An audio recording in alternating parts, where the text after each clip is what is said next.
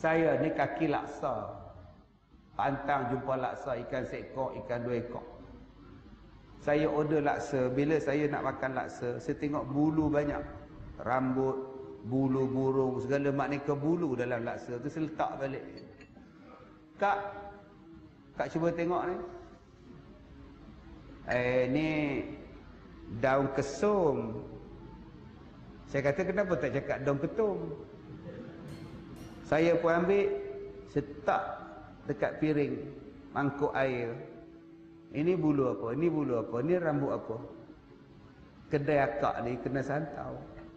Kalau saya makan, dengan saya batuk kak sekarang kak pergi ambil pen, ambil kertas, saya tuliskan, akak amalkan tiap-tiap kali nak buka, nak tutup, nak masak semua.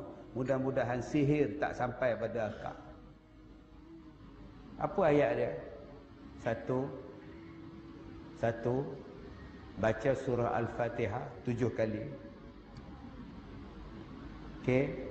Jangan baca Al-Fatihah, Al-Fatihah, Al-Fatihah, Al-Fatihah, Al-Fatihah, Al-Fatihah, Al-Fatihah. Eloklah tu.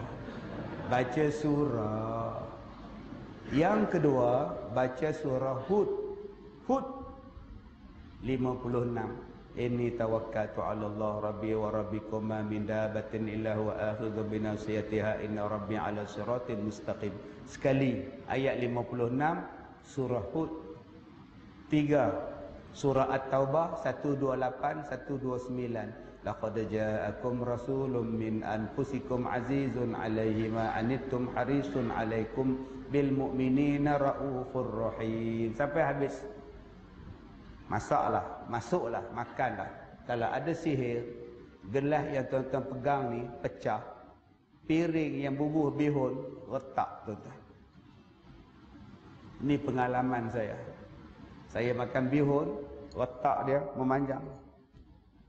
Saya letak, saya ingatkan pistol, rupanya pecah pinggan ni. Saya panggil kak tu, ambil balik kak, kita nak makan, nampak tak retak. Saya tak nak.